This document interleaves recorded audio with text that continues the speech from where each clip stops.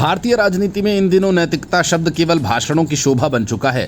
असल जमीन पर नैतिकता की हालत वैसी ही है जैसी संसद में विपक्षी सांसदों का बर्ताव। जस्टिस शेखर यादव बनाम जस्टिस यशवंत वर्मा प्रकरण इस राजनीतिक हिपोक्रेसी का ताजा उदाहरण है। एक तरफ जब जस्टिस यादव ने विश्व हिंदू परिषद के मंच से यूनिफॉर्म सिविल कोड का समर्थन करते हुए ये हिंदुस्तान है, देश बहुसंख्यकों के हिसाब से चलेगा जैसी बातें कह दी, तो विपक्षी सांसदों में अचानक नैतिकता का ज्वार उमड़ आया। 54 राज्यसभा सांसदों ने रातों रात महाभियोग का नोटिस तैयार कर दिया, मानो देश का लोकतंत्र इसी एक बयान से खतरे में आ गया हो। उसमें भी कांग्रेस से लेकर आम आदमी पार्टी तक और तृणमूल से राजद तक सारे धर्मनिरपेक्ष योद्धा एक साथ आ खड़े हुए।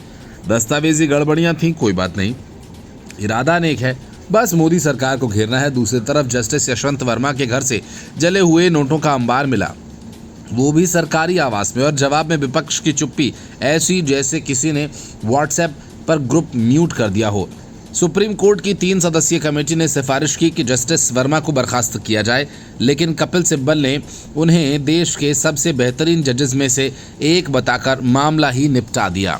मतलब कि क्या न्याय के प्रति ये लगाव सिर्फ पार्टी लाइन के मुताबिक बदलता रहता है? ये सारा प्रकरण बताता है कि हमारे विपक्ष को न्यायपालिका से नहीं बल्कि नैरेटिव से प्यार है। अगर नैरेटिव सेकुलरिज्म का मसीहा बनने देता है तो जस्टिस यादव पर महाभियोग चाहिए, और अगर नैरेटिव भ्रष्टाचार को छिपाने का मौका दे तो जस्टिस वर्मा बेजोड़ न्यायाधीश हो जाते हैं।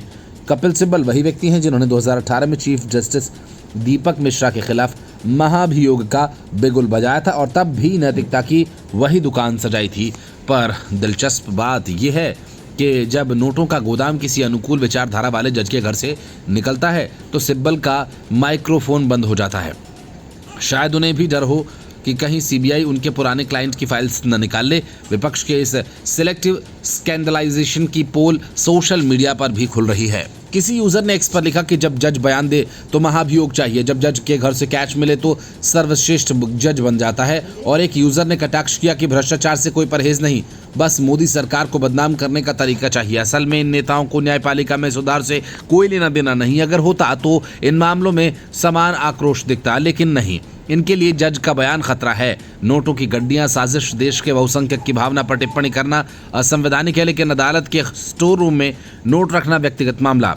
अब वक्त आ गया है कि जनता इस राजनीतिक नौटंकी को समझे, और कोई नैतिक युद्ध नहीं बल्कि कौन सा जज किसके काम आएगा का शातिर खेल है। यदि विपक्ष वास्तव में लोकतंत्र और न्यायपालिका को मजबूत करना चाहता है तो उसे दोनों मामलों में समान रुख अपनाना चाहिए, लेकिन ये उम्मीद रखना वैसा ही है जैसा मानसून में बिना छाते के संसद जाना।